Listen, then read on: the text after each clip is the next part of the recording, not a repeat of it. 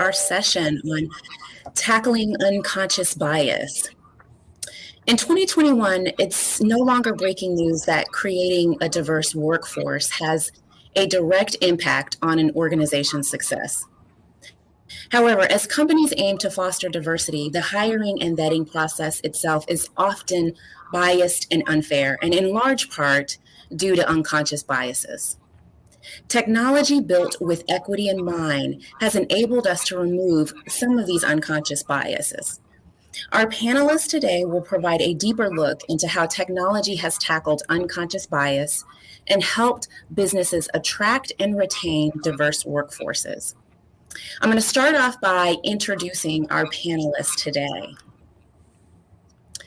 So to start, we have Haile Owusu, who is the SVP of Analytics, Decision, and Data Science at WarnerMedia.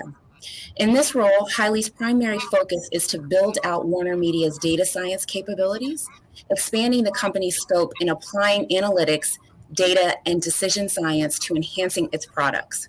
His data science team works closely with many of WarnerMedia's decision-making groups to translate strategies into execution plans for new decision support systems and audiences' insights. Thank you so much, Haile, for being with us today. Pleasure. Next, we have Angela Hood, who is the founder and CEO of ThisWayGlobal. ThisWay is a VC-backed artificial intelligence company that was built upon Angela's research and development at the University of Cambridge in England. Now she's operating across the world and is an industry leader in providing companies and government agencies with a suite of integrated solutions that deliver unbiased sourcing and matching instantly. Thanks so much for having us, Cloe. Absolutely. Thank you so much, Angela.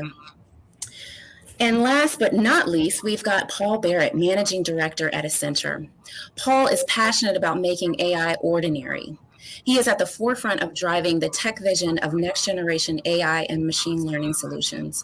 Paul is passionate about conceptualizing, developing, and growing data-driven business initiatives to drive revenue growth. Paul has an extensive cross-functional experience in marketing, technology, and finance, and specializes in big data, analytics, technology, and business intelligence. Thank you, Chloe. It's great to be here with everybody. Yes, thank you so much, Paul. So Angela, I want to start with you.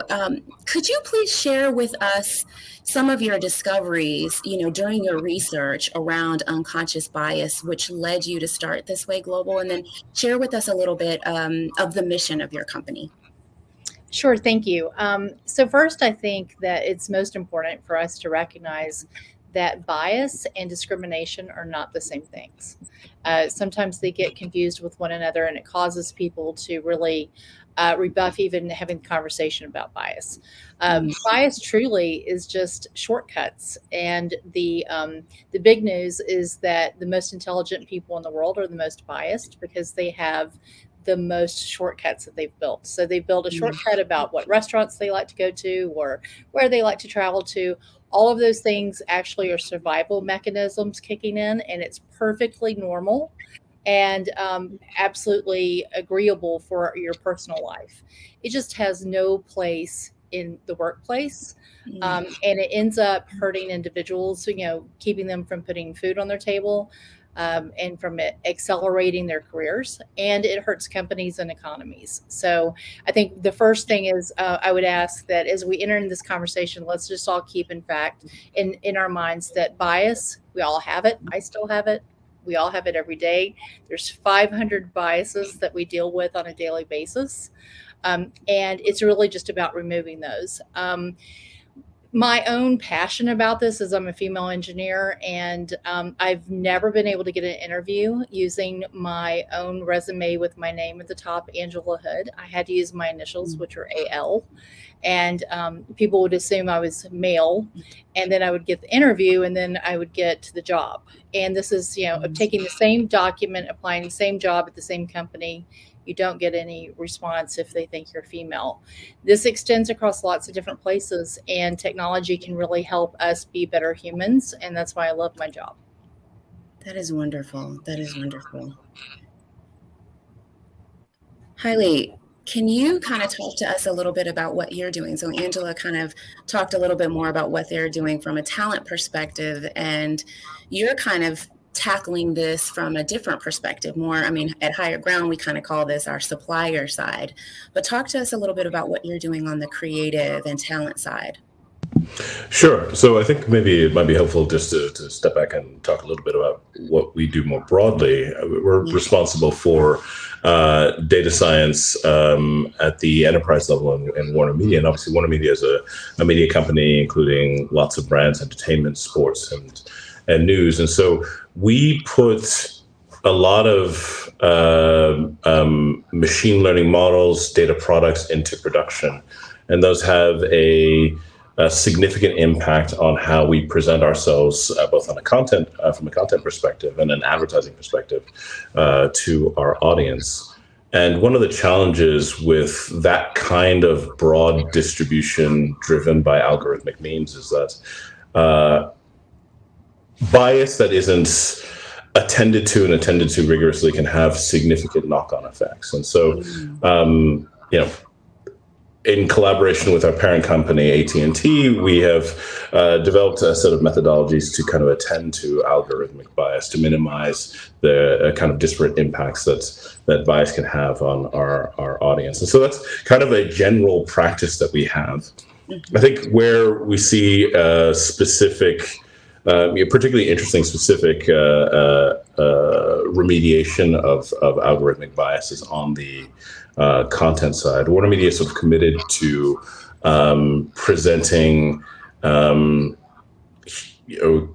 story narratives and all of the diversity that human stories allow. And in order for us to do this in a committed and rigorous way, we've taken on the project of essentially documenting all of the presentations of story that we have to our audience. So this includes documenting, gender, race, narrative style, tone, all of these attributes of narrative across all of our touch points, even going so far as to understand sort of body shape presentation in animation. Now, we're early in our journey, but the intention is to be very, very mindful of what we present and ensure a diversity of presentation across our content library. So, at broad, WarnerMedia is really, really committed to minimizing the proliferation of algorithmic bias and ensuring that we have a diversity of presentation in that content. Wonderful. Paul, I'm going to jump to you next. Share with us a little bit about the conversations that you're having with Accenture clients and with your internal teams around unconscious bias and how we can leverage AI and machine learning to just improve outcomes for some of your clients. Paul, you're on mute. Yes, I was on mute. Haile did a great job of, I think, highlighting something that a conversation we have with clients a lot, which is we're not talking about one or two models in one or two parts of their business. AI is becoming pervasive across the enterprise. And I think, as Angela said, when you're in the hiring process, that is probably one of the most, one of the areas that needs the biggest attention. So the conversations we're having with our clients is, as they're going through this journey, I think there's 3 points that they need to keep in mind. One is looking for bias in an end-to-end fashion whenever they are bringing models in. So everything from how they conceive the algorithm to the training data to how they build it and then constantly monitoring it. So, algorithms can be taken in and out. I think the second thing is there's a lot of complexity, and there's a lot of complexity, and people are trying to find ways to do this. And when you start having areas where you might have multiple models working together, and if you take in the hiring process, possibly looking at resumes coming in, looking at how you score them, looking at how the job matching that whole process, you have to make sure that you don't introduce unexplainability into different parts of that. You need to be thinking about the explainability components of that. And I think lastly, we talk to our clients a lot about bringing responsible AI to every team so that they're thinking about these things from day one, and it's not an afterthought because you can't take it out after you put it in. Yeah, you definitely can't. You definitely can't.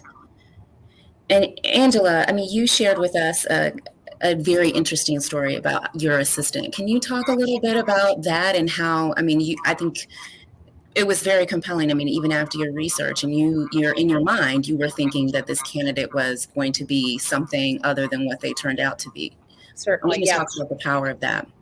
Yeah, so this is one of the things, like one of our core values as a company is transparency and also diversity. And so those two things really have to be foremost in our attention or in our minds as it does in our customers. So I need an executive assistant, and this is not just to help me, but my entire leadership team. And so we go through our entire process. The people in our company are hired using our technology, and we debias the job descriptions. We send them out to our network. We have 3,500 partners. And so we send them out to a very diverse network. And then the people come in, and I can't see their names and gender and pictures. All of that is concealed, just like it is for our customers. And I open up number one, and I'm like, oh, that's a great fit. Open up number two, number three. And I decide I'm going to interview the top 10, just like what we would recommend. And number two and number three are both men. And I realized at this exact moment, I always thought that my executive assistant was going to be a woman. And I have no idea why I thought that. And so somewhere in my background, it's been imprinted in my conscious, my subconscious, that this position would be filled by a woman. Right. And I thought, okay, I cannot believe, number one, that I've done this because I've been studying this and been diving into research for so long. And I've seen how many customers have done this and how surprised they are to see that there's a lot more diversity when they take a blind view of just the people that are qualified. So then I start the interview process. Ends up that I end up hiring the person that was ranked second. His name's Michael. He's a man. And he is an outrageously good executive assistant. My entire team is like, how did we even function without him? And I just think this is such a good example of, had I allowed my own bias to get in the way, I wouldn't have that person. And he also wouldn't have that job. Right. And it's such a small example, but it's such an important example because we just take this thing to every conversation that we have, and we don't even realize it. And so this is why I think if we can really just let technology help us, that never would have happened if we had not used our technology. And I would have stood in the way of our own success. And so I don't like explaining that I've done this because I want to be better. But I think that's really the objective. We all have to go into this, is to say, we've got to decide to be better, and we've got to take actions to help us to be better. And then we have to admit it when we kind of have an error, and we all learn from that. And I think that, hopefully the people watching this will learn from my own bias. But I will tell you that we're a much better company for having removed the bias in the process. Yeah. No, I think that's great. I loved the story because, it showed the benefit twofold, right? The benefit for your new hire, but also how it helped with just speeding up everything that your executive team was doing, and how he just came in, was able to just immediately add value. So when we think about just the why of utilizing technology and really thinking about how do we tackle unconscious bias, you can see those immediate benefits right there in that story. Well, and just very quickly, if I can say one thing. Sure. We all use AI every day, every single person. It's on our phone. It's all in our life. And I think that we have to be cautious, to Paul's point, because we have to not let bad things happen because we have technology that's not the right technology. Right. But I also hope that people can be a little bit more open-minded and feel comfortable. You already use AI. You just need to just take a step back and say, let's evaluate it fairly Right. and figure out how we can use it to leverage it in our professional lives. Exactly. Very good point. And so, Haile, I wanted to talk a little bit about, why making sure that we are removing some of these unconscious bias just from a supplier standpoint or a creative standpoint, why that's important, and why making sure that we're telling stories that are diverse really help companies grow. Sure. Yeah. I think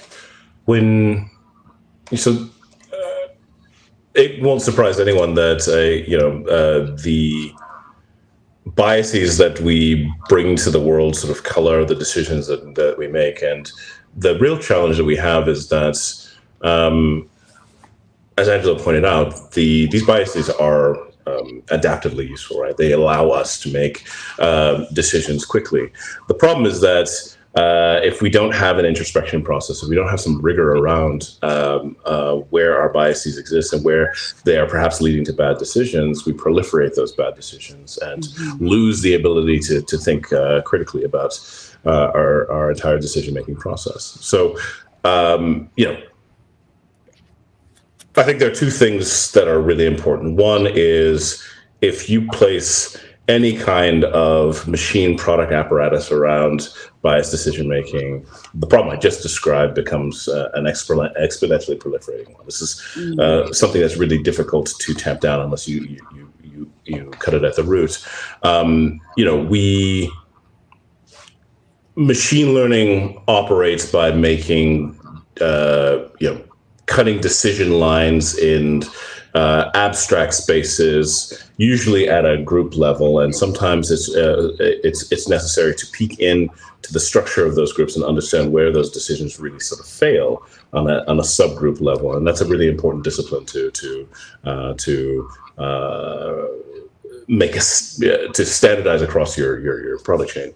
The reason why this is important at a story level is the bias structure that we have is really based on the environment that we live in. I mean, humans live in a social environment and have constructed have evolved a set of cognitive biases that are really adaptive, and story is a huge part of that. And so if we are committed to improving the world through story, moving the world through story, we believe that the best way to do that is to tell a broad range of stories and minimize the structured habits of the past. And again, the best way that we know how to do that is to at least start to catalog the choices that we've made in the past and the choices that we make going forward.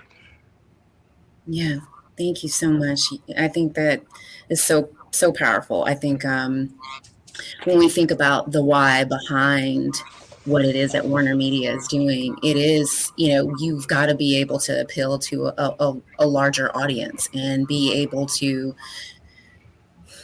see yourself in some of those stories. And so when you look at the customer base, understanding and making sure that you're diversifying your creative talent is really, really, really important. It's hugely important to us, and I will say that it is a strong and very apparent commitment that WarnerMedia has made. There's a real shift internally in our understanding of the responsibility that we have to present kind of the broadest face to the world through story.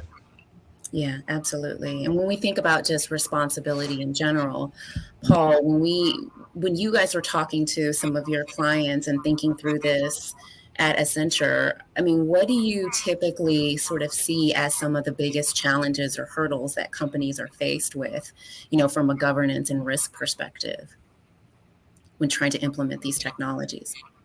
No, that's a great question. I think, I think the first thing we have to do is think back to, with this technology, you actually are opening up doors that you could not open before. Whether when you're thinking about like Angela's story of being able to scan maybe hundreds of thousands of potential candidates and get it down to 10, a human couldn't really do that, right? Right. Think about like what Haile's doing, like looking for that bias. I don't think you could actually accomplish that unless you had it done programmatically like he's doing. So you're opening all these new doors, and that's great. But what I think that one of the conversations we have with clients a lot that I think is important is when you're doing this, you have to think kind of small, but at scale, because what you're doing is breaking down the task into very small processes that you're then bringing that intelligence into. You don't, and I'm making this up, but it doesn't watch a show and come up with something. It sees very, very tiny parts of the show. When I did some work with a client on computer vision, we were analyzing advertisements. And when the computer looks at it, it sees like a left eyebrow and a right eyebrow. You have to then bring it all back. So you have to really be thinking about the process at a very small level, but then you have to be thinking about it. How do you do it at scale for your organization, and how do you bring that governance and responsibility to that scale? And you do that by being very good at the minute pieces and figuring out exactly what you are automating and exactly where you are bringing in intelligence, because otherwise it seems like a black box and you don't really understand the outcomes. Yeah. I'm going to take one question from one of our attendees. So Teresa asks, how do you keep bias from turning into discrimination if it's unconscious? Who wants to tackle that? It's a tough challenge. I think there are a bunch of ways to think about this. And thank you for your question, Teresa. I think one way to think about discrimination is as a fairly active process, and it does sort of imply a certain amount of intent. I don't know how to parse that philosophically, but I do know that most of the really pernicious biases are unintentional, there's a very important active conversation to have about tapping down activated intentional bias. But I think it's important to recognize that really the ill effects of bias come from the unconscious side. And in order to tackle that, you have to set up an intentional debiasing process. I mean, I think this is exactly the core idea behind Angela's work, for example. I mean, you have to recognize this basic failing in human hardware, if you will, that's also a benefit for us. And then you have to set up a rigorous process that recognizes this fact and looks to mitigate it at every turn across a production line. It's a challenging question you have, but I think thinking a little bit about the base of the ill effects of bias being primarily unconscious is somewhat helpful. Yeah, I think also, and that's brilliant, is just thinking about it. And I also think that, Paul, you made some comments a little bit ago about breaking down the steps too. So I think that looking at all those steps and having a conversation with your leadership team is also very helpful in making sure that some of your biases don't lead to discrimination. Yeah, I think, and I definitely want to give Angela a chance to weigh in here before we do it, because she has a good story. But I'm going to start at, she'll probably talk more about the beginning, but at the end, it's understanding, I think the questions around what is discrimination, which typically gets to more protected classes and things like that, that you're, and making sure that you are looking at your models and measuring it. How do you take that out at the end, is to have a monitoring of those algorithms, so that if they do start to drift that way, you replace them. But I think Angela's story is really critical about thinking about it from the beginning as well. Yes. And Angela, tell us a little bit about some of those foundational steps. Yeah, so the thing that we realized is we had to prioritize it as number one, which is difficult, because when we started down this path, I don't like to brag about this, but we failed 13 times. It was really a painful process to get to a solution that actually worked and that was fair. And what we learned is we had to build in ways for the human to receive self-correcting behavior feedback. So what happened to me in my story is that I committed that I was going to interview all top 10, right? So I knew I was going to be talking to all 10.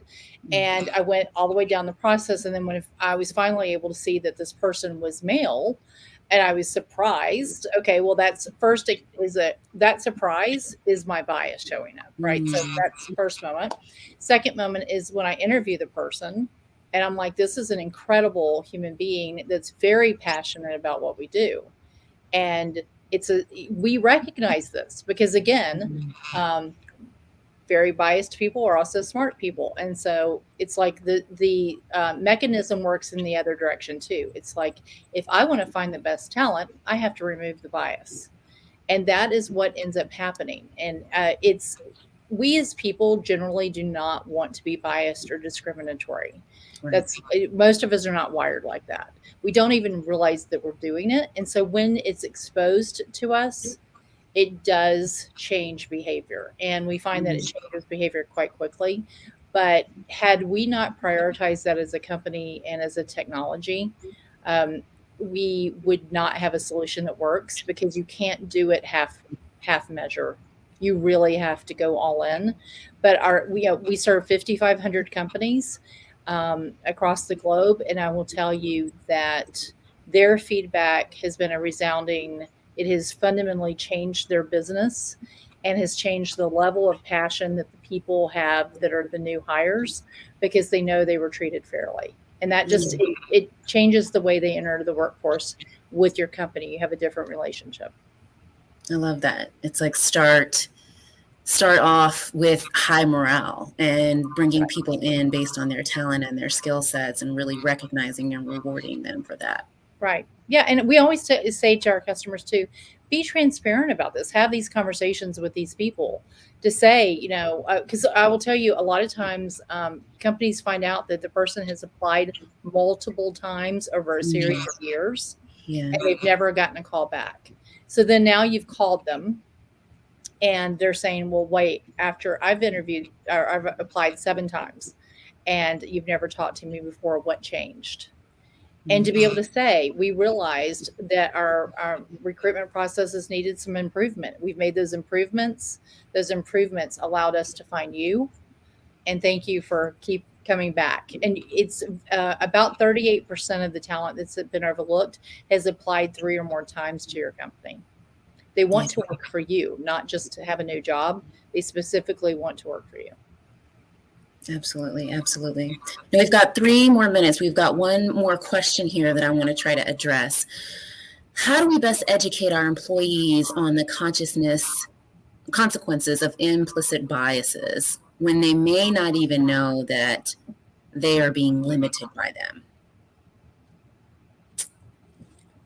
Can I tackle this real fast? Please. The great example is themselves. So, Fred, I love this question. Your last name, who knows what the origin of this last name is?